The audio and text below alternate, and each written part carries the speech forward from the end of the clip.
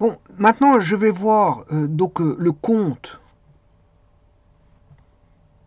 Après avoir vu frais d'établissement, autres frais d'établissement, bon, qui est le compte 2, la classe 2. Je vais aller dans la classe 2.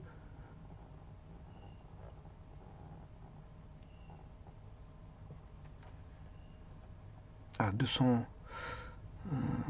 autres frais d'établissement. Bon, je vais voir ce qu'on appelle les frais intercalaires. Ou plutôt intérêt intercalaire. Alors, il n'est pas ici, hein, parce que c'est le compte 203. Il n'est pas là. J'ai 202. Après, il passe en 2021, 2029, 204. Voilà, il n'y a pas de 203. Voilà, donc ici, moi, j'ai été dans un CIF Walcom.be. Bah, peut-être qu'ils l'ont enlevé, mais en tout cas, moi, dans le compte de 2002, je l'ai. Bah, je pourrais l'expliquer, peut-être qu'ils l'ont enlevé, je ne sais pas. Je ne sais pas trop, parce que bon, ici, si je regarde, euh, voilà, c'est le 203. Je vais aller chercher le 203. Voilà, ils l'ont enlevé. Mais je peux quand même malgré tout l'expliquer. Parce que moi j'ai le vieux, comment on appelle ça, le vieux PCMN, enfin vieux de 2002. Voilà, je l'ai en possession, donc en version papier. Et ils vous disent qu'ici, 202, je vais aller chercher la classe 2. Cet instant, je cherche.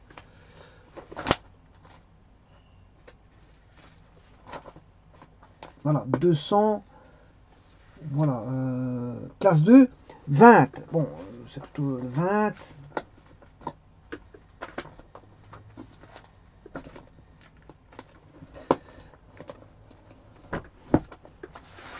Je vais retirer la rubrique. Voilà, 20, c'est frais d'établissement. 200, frais de constitution et d'augmentation de capital. 2000, frais de constitution et d'augmentation de capital. Bon, c'est un peu la même chose, 200, 2000.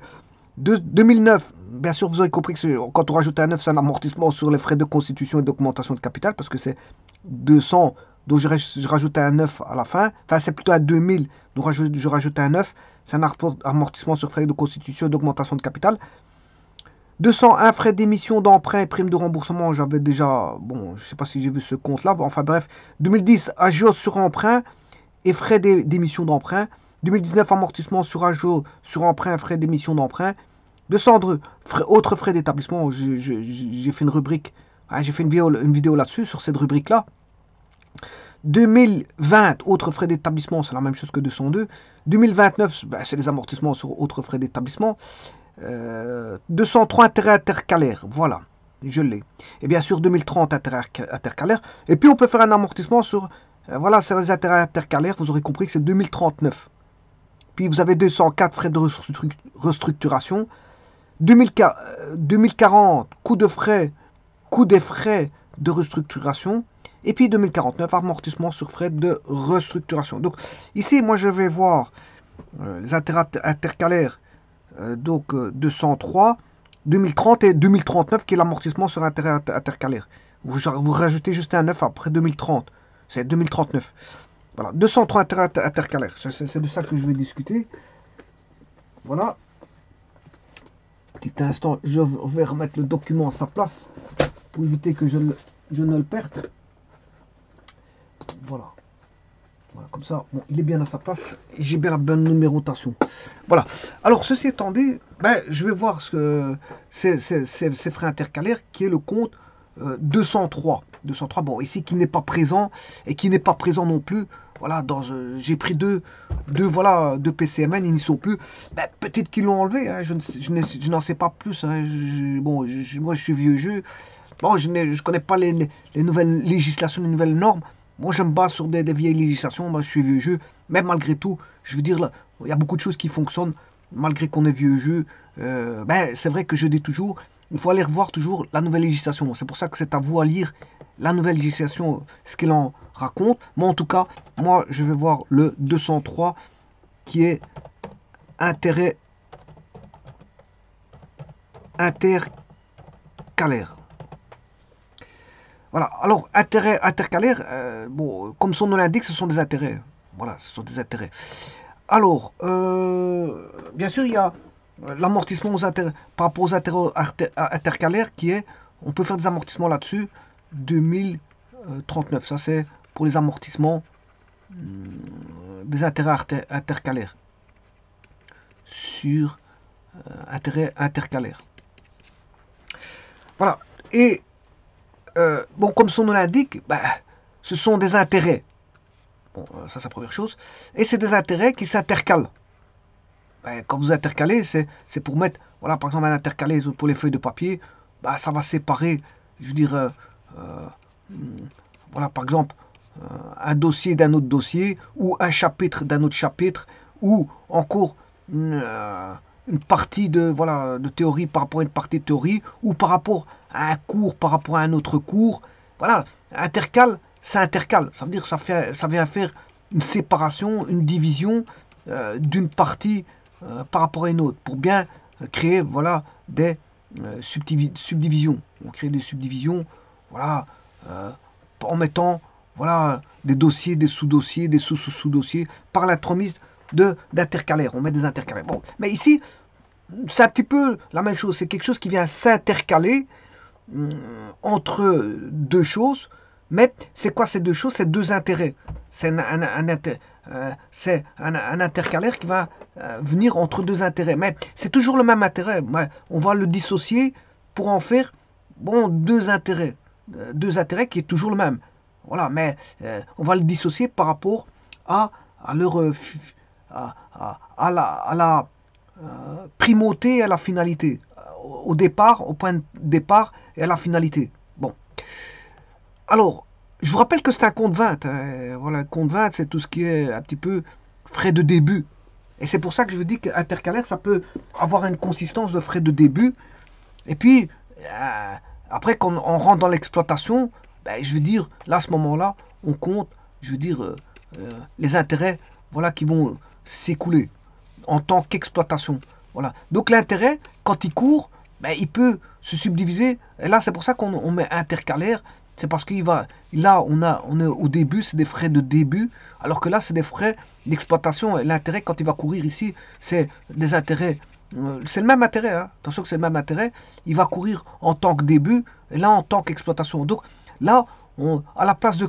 Généralement, les intérêts, on le met dans un compte particulier de charge. Voilà, qui a à voir avec les intérêts. Voilà, ça c'est les intérêts. Mais comme ça court au début, on va le mettre dans un compte intercalaire. Voilà, intercalaire. Voilà, c'est intérêt intercalaire. On va pas mettre dans le compte de charge, mais plutôt dans un compte, non pas dans un compte de charge 6, mais dans un compte de frais de début. Frais de début. Voilà, on va dire ça comme ça. Bon, ça, c'est pour vous expliquer grossièrement. Maintenant, si je veux rentrer dans le vif du sujet, ben, je vais expliciter ce que je viens de un petit peu voilà, expliquer. Alors, par exemple, si j'ai une entreprise de départ qui contracte un emprunt, on va dire un emprunt, ben, pour ça, il faut que ce soit un emprunt long terme. Hein. Je ne vais pas faire le début s'il reste un an, ça, ben, voilà, ça va être un emprunt. C'est pour ça qu'on va intercaler, parce qu'il va être un petit peu long terme. Ben, par exemple, pour financer, si on veut la construction, ben, là, on veut financer la construction d'un atelier. Voilà, on décide, ça c'est un département, voilà, on a un département ici, et on décide, voilà, de financer un atelier qui va être ici. Petit instant, une annexe, ici, une grande annexe, qui va servir d'atelier.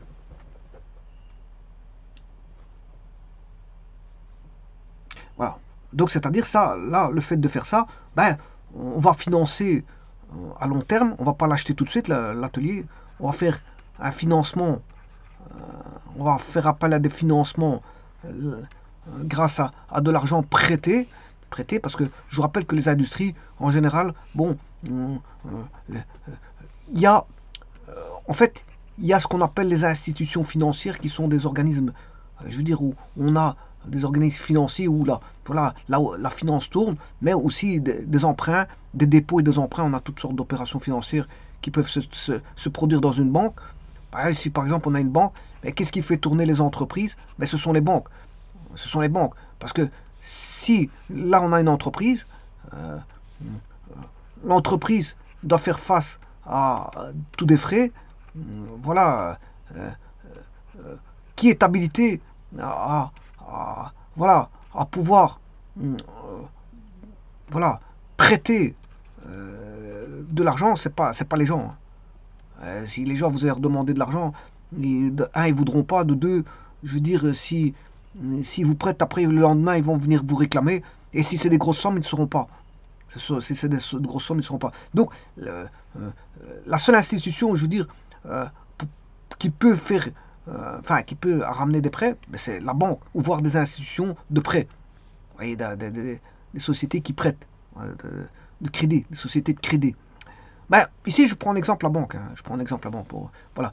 Donc, la banque, si maintenant quelqu'un veut faire un financement, il veut faire un projet, d'office, ça doit passer par la banque. Alors, le tout, c'est que la banque accorde. Parce que là, il y aura, bien sûr, une valeur initiale il y aura voilà, une valeur de départ de prêt. Donc, il y a un fonds. Il y a un fonds de départ. Sur ce fonds de départ, bien sûr, qui va être prêté par la banque, voilà, qui va prêter son argent, donc l'entreprise emprunte de l'argent à la banque, il y aura d'office un taux d'intérêt, donc un intérêt. Et qui dit intérêt, c'est parce que ça va courir sur, voilà, il y aura une durée. Voilà, on va essayer de payer au fur et à mesure, à la place de payer tout en une fois, on va payer partie par partie, je veux dire, mensuellement, on va payer, je veux dire, suivant un taux d'intérêt donné, il y aura une partie capitale, une partie intérêt à payer chaque mois. Donc c'est un espèce d'amortissement. Ouais, c'est une espèce d'amortissement. Avec c'est un amortissement mensualisé. Donc chaque mois, on paye, je veux dire, comme un loyer qui est un loyer qui contient le capital plus les intérêts. Et on paye ça tous les mois jusqu'au moment où on a terminé, voilà, l'espèce de location-achat, le bail de l'emprunt. Voilà, une fois qu'on a terminé tout ça, on ne paye plus. Et on aura tout payé le crédit. Voilà, donc le crédit il fonctionne comme, je veux dire, voilà, comme un amortissement. Il fonctionne, voilà, comme une location. Une location, je veux dire, avec une durée précise. Alors, donc, c'est-à-dire que quand une entreprise veut faire un projet ou créer un, on va dire, il veut s'agrandir, il veut construire, il veut ramener de nouvelles machines, etc. Tout ça, il faut qu'il paye. Et c'est la banque qui va aller se retourner vers la banque pour prêter. Donc, c'est pour vous dire que les entreprises tournent grâce aux banques. Parce que si les banques ne prêtent plus, les entreprises, je veux dire, ils ont du mal à avoir des financements. Et puis, s'ils ont du mal à avoir des financements, je veux dire, ils ne sauront pas faire des investissements supplémentaires, ils ne sauront pas faire des projets supplémentaires, ils seront limités dans l'achat de matériel, matériel roulant, de machines, de marchandises, de tout ce que vous voulez. On va dire, le point nodal d'une entreprise, c'est les fonds empruntés. Si les banques prêtent, l'entreprise peut tourner. Et si elle tourne, bon, bien sûr, il faut toujours des clients. Parce que s'il n'y a pas de clients, la banque, à un moment donné, va vous dire, bon, il n'y a pas d'entrée d'argent, donc je ne vous prête plus. On va dire ça comme ça. Voilà. Bien sûr, on sous-entend ici qu'il y a un roulement. C'est-à-dire que les fournisseurs tournent par rapport aux entreprises. Les entreprises sont fournies en marchandises. Voilà, l'entreprise tourne et qu'il y a de la clientèle. On se passe dans cette hypothèse-là, qu'il y a une clientèle, mais donc qui prête l'argent, ce sont les banques. Donc si vous voulez faire un nouveau projet, un agrandissement, ou voir faire un nouvel atelier, ou des nouveaux ateliers, ou des nouvelles constructions, des nouveaux bâtiments, ou tout ce que vous voulez, qui va être mis sur papier sur base d'un projet à réaliser, il faut de l'argent. Il faut de l'argent. On ne fait pas ça gratuitement. Ça n'existe pas. Je veux dire, voilà, monter un bâtiment gratuitement, ça n'existe pas. Je veux dire, il y a toujours, bien sûr, de la marchandise qui va s'écouler, des ouvriers qui vont travailler, de l'administration qui va, voilà, voir ce qui se passe, donc il faut payer l'administration. Voilà, donc il y a beaucoup de choses qu'il faudra payer. Donc un bâtiment, quand on construit, on fait un projet, il faut payer l'architecte, il faut payer le notaire, il faut payer ici, il faut payer là. Et donc, on a toujours des fonds qui doivent être levés. Il y a toujours des fonds qui doivent être levés. Mais pour autant que la banque autorise. Elle fait une étude par rapport à l'entreprise, si elle est viable ou pas, pour pouvoir accorder, je veux dire, des fonds. Et donc ici, je vais prendre un cas de figure où une entreprise va... bon, elle contracte un emprunt, c'est-à-dire qu'elle va à la banque, elle demande un emprunt, elle fait un contrat avec la banque, parce qu'il y a des signatures derrière tout ça, et que les signatures se font importantes, je vous rappelle. Je veux dire, et donc, elle demande un emprunt, et si c'est un emprunt long terme, bon, si par exemple la banque accepte, eh bien, elle va lever les fonds et l'entreprise pourra financer, voilà, son projet. Alors, supposons que le projet, c'est une construction, voilà, d'immobilisation corporelle, c'est-à-dire, par exemple, comme je vous ai dit ici, un cas de figure, c'est un atelier. Voilà, je veux, l'entreprise veut construire un nouvel atelier, tout nouveau, bien sûr avec l'urbanisme qui va intervenir, l'architecte, etc., etc. Bon, le notaire, voilà, des sociétés voilà, qui vont venir réaliser le projet, bureau d'études, etc., etc. Bon, il y a toute une panoplie de personnes compétentes qui vont venir pour faire le projet. Et donc là, c'est un atelier. Bon, oui, je ne sais pas ce qui se passe. Un petit instant, parce que ici, je suis pas la bonne couleur. Voilà. Voilà. Donc, ici, on veut construire un nouvel atelier. Un nouvel atelier. Nouvel atelier, bon, c'est-à-dire que, bon, on va demander, bien sûr, à la banque, on va demander à l'urbanisme, bon, un permis de bâtir et voir si l'urbanisme, bien sûr, veut, si l'urbanisme accorde. Parce que si l'urbanisme n'accorde pas, l'atelier ne sera pas fait à cet endroit-là où, voilà. Et donc, à ce moment-là, peut-être que les financements de la banque, il n'y en a plus besoin parce que, bon, sur la parcelle qu'il y a sur le côté, l'urbanisme a dit qu'il fallait, c'était interdit de construire, donc vous ne pouvez pas construire. Donc vous ne ferez pas votre atelier. Si vous voulez faire votre atelier, il faut acheter un terrain ailleurs. Et voilà. Mais ici, comme c'est lié à l'entreprise juste à côté, l'atelier, bon, il y a moyen de faire un atelier, mais on va demander l'accord de l'urbanisme. Bon, si l'urbanisme accepte, ben, à ce moment-là, bien sûr, il y a un architecte qui est derrière, parce que normalement, il faut payer l'architecte, et puis lui, il s'occupe de tout ce qui est paperasserie, notamment avec l'urbanisme. C'est lui qui est en contact directement avec l'urbanisme, c'est normalement, c'est l'architecte. Donc, vous allez chez l'architecte, vous faites voilà, vos demandes, l'architecte fait les plans, les plans arrivent chez l'urbanisme, est-ce qu'ils sont d'accord, pas d'accord, voilà, c'est eux qui sont leur dernier mot. Une fois que c'est fait, après, en ce moment, on met en marche là, voilà. Bien sûr, il faut payer peut-être un notaire, voilà, ou voilà, un notaire. Faut aller voir le notaire, bien sûr, il faut aller voir un notaire, il faut aller voir l'architecte, il faut aller voir l'urbanisme, s'il va tolérer ou pas la construction de l'atelier. Il faut aller voir, bien sûr, un bureau d'études pour permettre de construire cet atelier. Déjà, avec tous ces gens-là, c'est suffisant pour monter le projet. Le projet est sur papier. Voilà, le projet il est sur papier. Avec toutes ces personnes-là, voilà, le projet sur papier. Maintenant, il ne reste plus qu'à, c'est-à-dire le bureau d'études va faire l'étude du projet, la viabilité du projet. Voilà, elle va passer aux actes. Donc des papiers, elle va passer aux actes. Et après, bon, à ce moment-là, elle va chercher des sociétés de construction, des sociétés, voilà, de toutes sortes. Hein, on va faire des, voilà, on va acheter voilà, on va faire voilà, mettre le terrain. On va aller chercher des sociétés, par exemple, de... je ne sais plus comment on appelle ça. Je cherche le mot. Je m'excuse, mais pour le terrain, du terrassement, voilà, des sociétés de terrassement. C'est ça que je cherchais le mot. Voilà, on va faire du terrassement. La première des choses, on va faire du terrassement. Voilà, puis il y aura peut-être un géomètre avec du terrassement qui va passer. Et puis après, on peut monter les fondations grâce à une société de construction. Et puis après, on va passer aux grosses, les fondations avec le gros œuvre, je veux dire au-dessus des fondations, et ainsi de suite. Et puis après, bon, on va commencer, je veux dire, à ramener toutes sortes de sous-traitants,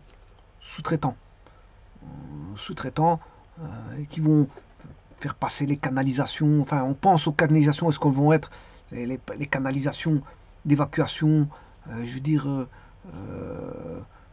les passages annexes des habitations, où sera le jardin, etc. etc., etc. Bon, après, ce sera l'électricien, enfin, il y aura le plafonneur, l'électricien, le carreleur, voilà, le toiturier, etc., etc. Tous les corps de métier vont y passer pour monter, je veux dire, l'atelier. Voilà. Et donc, c'est tous des corps de métier qui vont passer. Et donc, tous ces corps de métier, il faut les payer. Bon, c'est pour ça qu'une petite annexe peut coûter cher. Une petite annexe peut coûter cher, parce qu'avec tous les frais que ça peut avoir derrière, ça peut monter, alors que l'annexe n'est pas forcément grande. Alors, ceci étant dit, ben, pour ça, il faut lever des fonds, on va à la banque, et la banque va prêter tout ça pour pouvoir construire l'atelier. Voilà. Et donc, si la banque intervient, ben, il y a des intérêts. Les intérêts. Donc, il y a les intérêts les intérêts, bien sûr, qu'elle...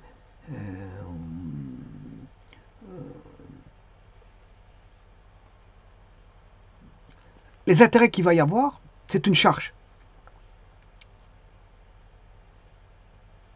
Bon, bien sûr, l'entreprise va payer des intérêts à la banque, qui est le prêteur. Bon, ici, j'ai pris la banque. Voilà, j'ai pris la banque. Ici, j'ai pris un exemple. C'est le prêteur. Alors, là, ces intérêts sont une charge financière. Et là, je vais aller regarder dans le compte, comment on appelle ça, dans le PCMN, je veux dire, c'est quel compte de charge que je vais utiliser en tant que charge financière. Donc, petit instant, c'est le compte 6. Je vais aller voir dans le 6. Donc ici, 11, 12, 13, 2, classe 3, classe 4, 5, 6. Voilà. Alors, les charges financières, 63, 64. 64, c'est autre charge d'exploitation. Charge financière, c'est 65. Bon. Alors, 65, voilà, je l'ai trouvé. 650, c'est charge de dette, mais ici, je vais devoir le mettre dans 6500. C'est le compte 6500. Alors, je vais le dénommer. Je vais aller voir s'il est dans le PCMN sur Internet hein, dans un petit instant. Mais en tout cas, ici, je l'ai trouvé. C'est 6500. Intérêt, commission.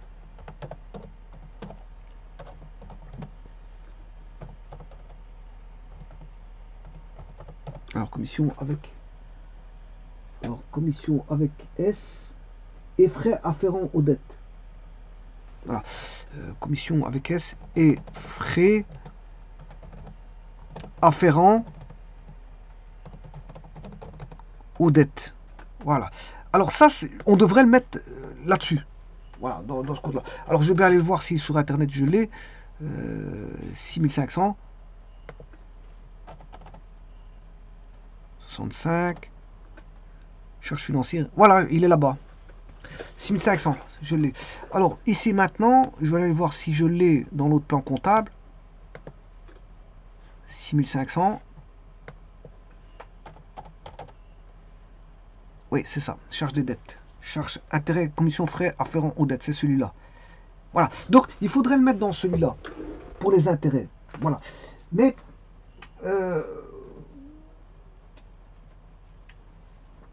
voilà, il faudrait le mettre dans celui-là, mais le problème, je vous ai dit qu'on peut diviser en deux parties, hein, c'est pour ça qu'on va dire intérêt intercalaire. Alors, où est-ce qu'il faudrait le mettre dans ce compte-là 6500. Donc c'est un compte, bien sûr, en T. Voilà, c'est un compte, je rappelle que c'est un compte de charge. Il va prendre en charge les intérêts.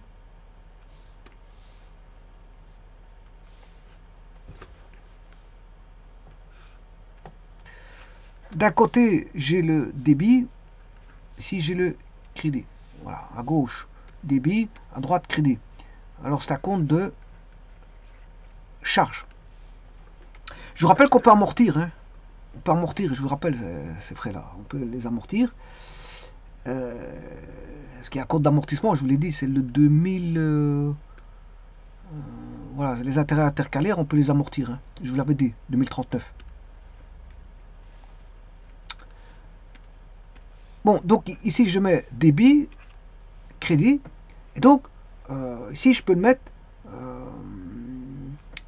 au niveau,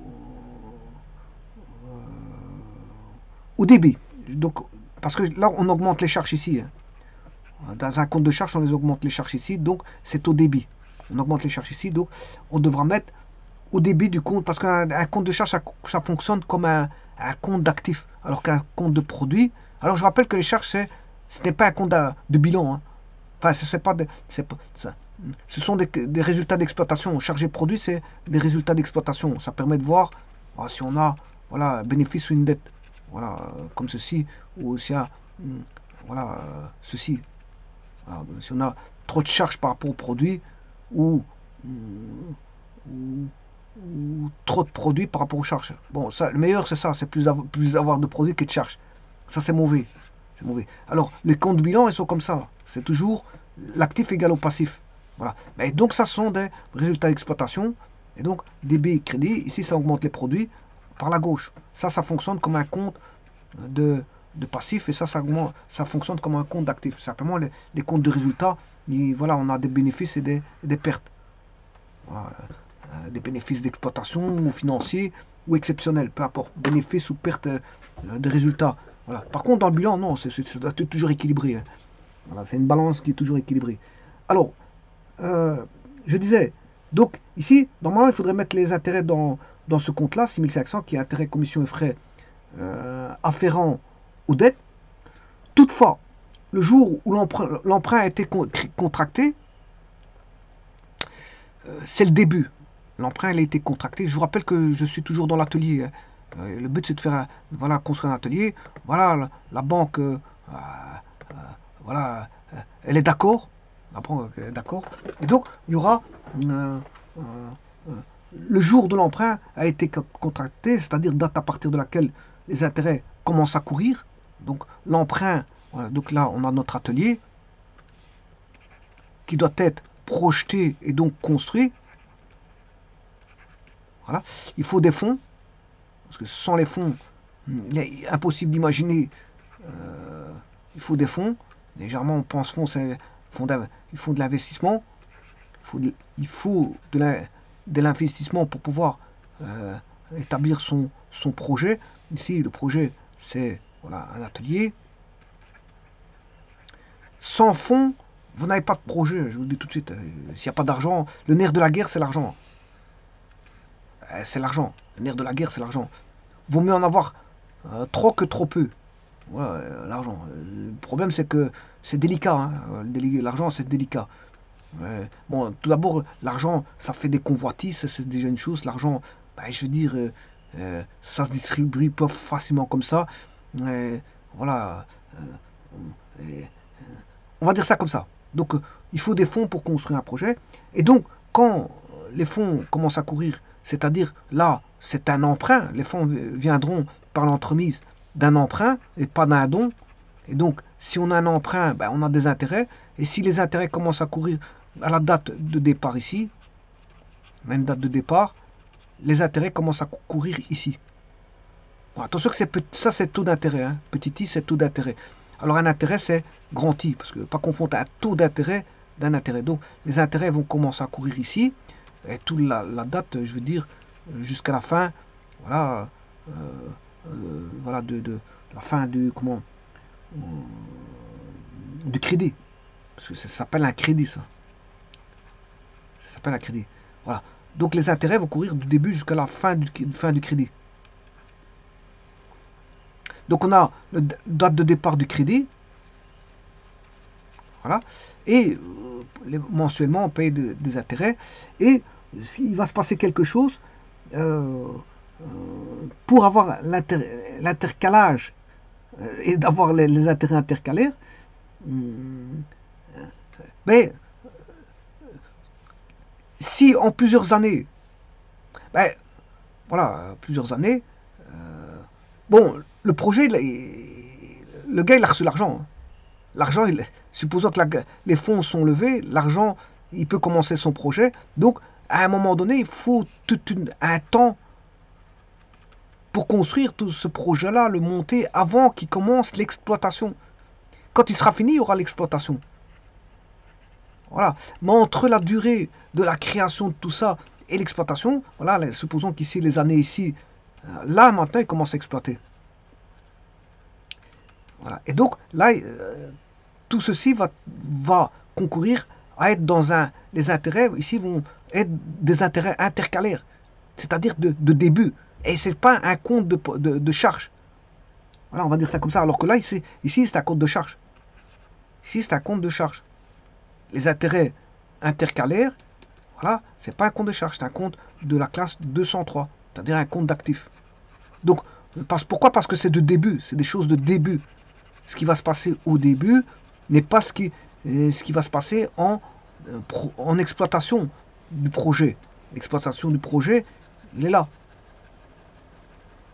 Bien sûr, et puis il va dépasser bien sûr le crédit, parce que l'exploitation, il va continuer ad vitam aeternam jusqu'à un moment, je veux dire, il y a quelque chose qui va l'arrêter. Bon, peut-être une cessation d'activité dans 10 ans, 20 ans, 30 ans, 40 ans, 50 ans, 100 ans, ou une faillite, ou peu importe, ou un événement, quelqu'un peut remettre la société, arrêter l'activité. Voilà, il y a des familles comme ça, il y a des générations, il y a une personne qui arrête tout ce qu'une génération a fait.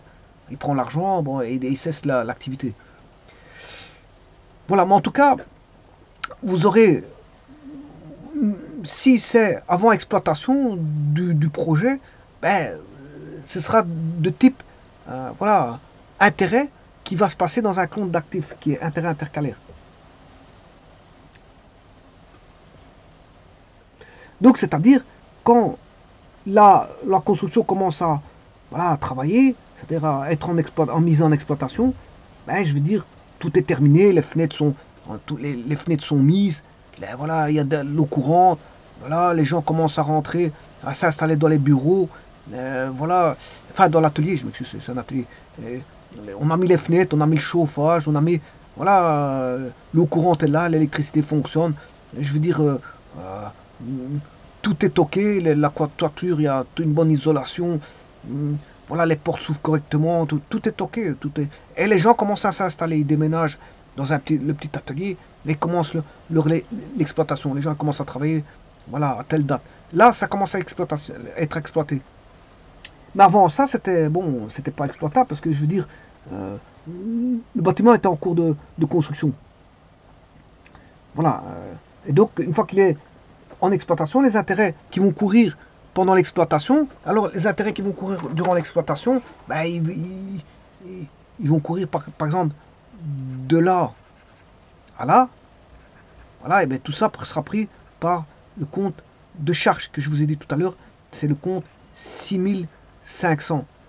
Alors que celui-ci, avant l'exploitation, sera pris en charge par le compte 203 intérêt intercalaire, qui est un compte d'actifs. Je rappelle, c'est pas un compte de charge. Hein. Il passera en compte de charge quand il y aura l'exploitation. L'atelier sera exploitable, pas avant. Tant qu'il n'est pas exploitable, ce sont des frais de début. Donc vous voyez que les intérêts de l'emprunt payés pendant cette période peuvent être considérés comme des frais d'établissement. Donc quand je dis les frais pendant cette période, c'est la période qui va juste avant l'exploitation. Donc ici, ça, on peut considérer ça comme des frais d'établissement ou de premier établissement. C'est pour ça qu'on met dans un compte 20. Voilà, le compte 20. Alors je rappelle que voilà, frais d'établissement, c'est le compte 20. Hein.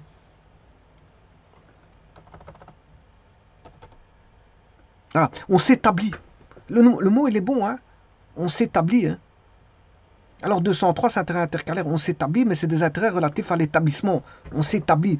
Tant qu'il n'est pas en exploitation, effectivement, on s'établit là. On s'établit.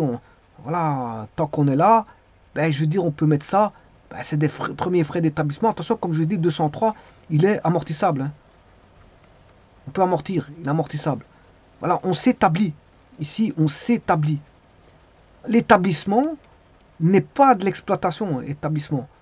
Voilà, ce n'est pas d'exploitation, une différence. Hein. entre les frais de début et les frais voilà, vous êtes lancé, une fois que vous débutez ou vous êtes lancé, c'est pas la même chose. Donc ce sont des frais d'établissement, c'est pour ça qu'on met dans pourquoi? Parce que ce sont des frais, les établissements généralement ce sont des frais de dépenses faites en vue d'une activité, on va dire, future. Et effectivement, le futur, c'est quand elle sera exploitable, pas avant. Là, quand vous établissez, vous exploitez pas, vous démenez pour, je veux dire, mettre les choses en place pour pouvoir, voilà, commencer votre exploitation. Donc, vous démenez, c'est des dépenses de tout, dépenses d'argent, dépenses, voilà, d'énergie, parce que vous courez à droite à gauche pour les papiers, pour faire ci, pour faire là, pour faire ci.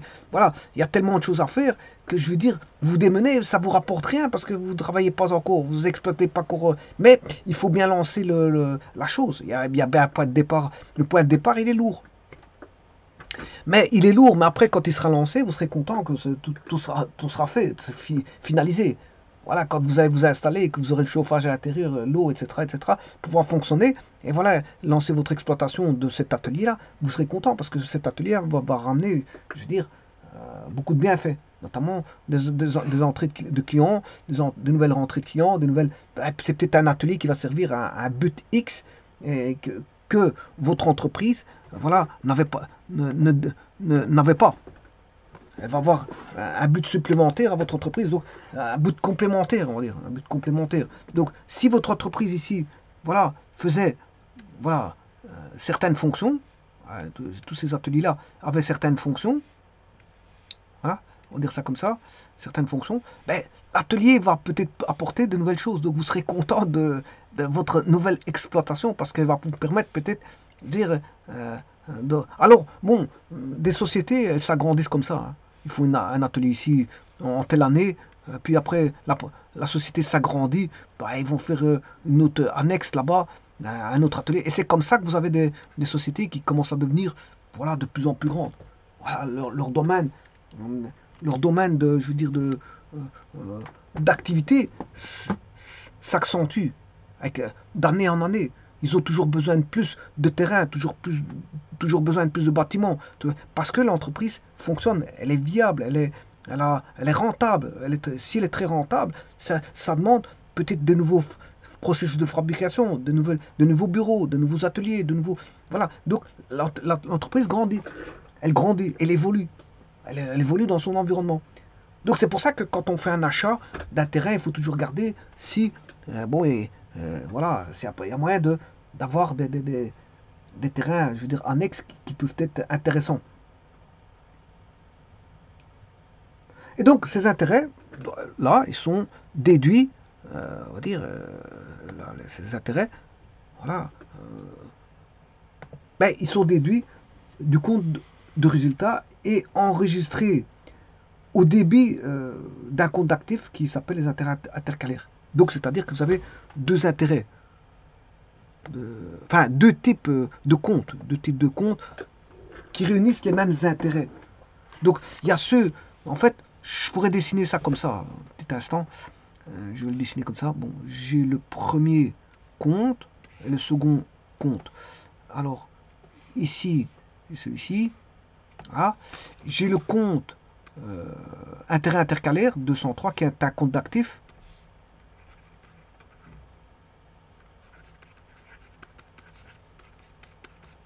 Voilà, intérêt intercalaire qui est un compte d'actifs.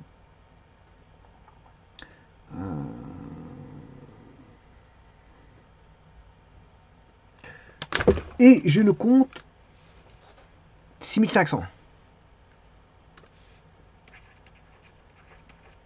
Ça, c'est un compte de charge. Alors, ça, je mettrai ici, c'est au début, je montre les charges ici, ce sont les, comment on appelle ça, les intérêts qui vont porter pendant l'exploitation. L'exploitation, bien sûr, alors que là, ce sont les intérêts qui vont courir durant l'établissement.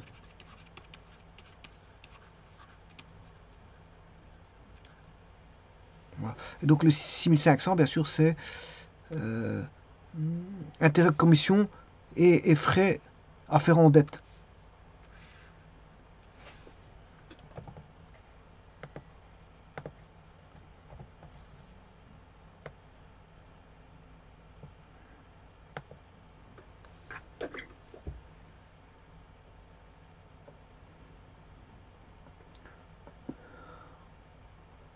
Donc là, bien sûr, les dettes, c'est toujours des charges financières. Hein. Voilà. Mais le problème, euh, on le subdivise en deux, et quand c'est, on va dire, l'établissement, ben, ces intérêts-là sont considérés comme étant des intérêts intercalaires, et non pas des intérêts, je veux dire, commission et frais affectés aux dettes, frais afférents aux dettes. Voilà.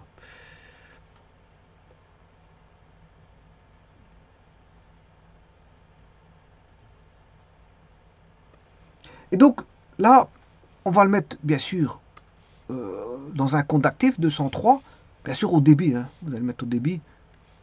Voilà, donc petit instant, je vais mettre ici, on va le mettre ici au débit. Donc les intérêts vont être mis ici. Alors on peut, je vous dis, c'est amortissable. Hein. C'est amortissable. Voilà, on va dire ça comme ça.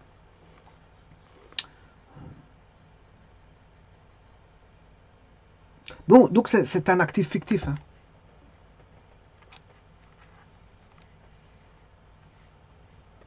Bah, en vérité, c'est vrai que l'amortissement, on ne le fera pas ici. Ce qu'on va, on va plutôt l'amortir quand il va être en exploitation. Voilà, on va dire ça plutôt comme ça. L'amortissement, on va plutôt le faire.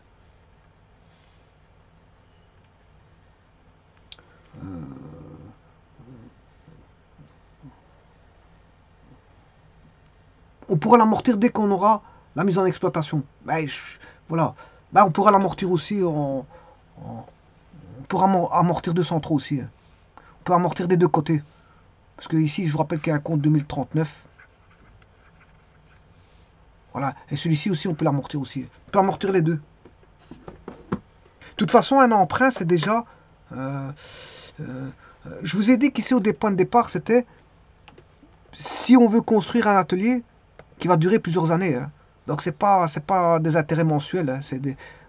Effectivement, on a des intérêts mensuels, mais on a des intérêts annuels parce que on va peut-être mettre ça... L'atelier, on va peut-être le financer sur base de 10 ans. 10 ans. Donc, voilà, donc c'est un amortissement sur 10 ans. C'est vrai qu'on a des intérêts mensuels, mais on a des intérêts annuels aussi. Parce qu'on peut convertir des intérêts mensuels en intérêts annuels. Ça, c'est pas un problème. Donc, annuellement, ben, on peut amortir annuellement la partie voilà, exploitation et on peut amortir la partie frais fictifs lors de l'établissement.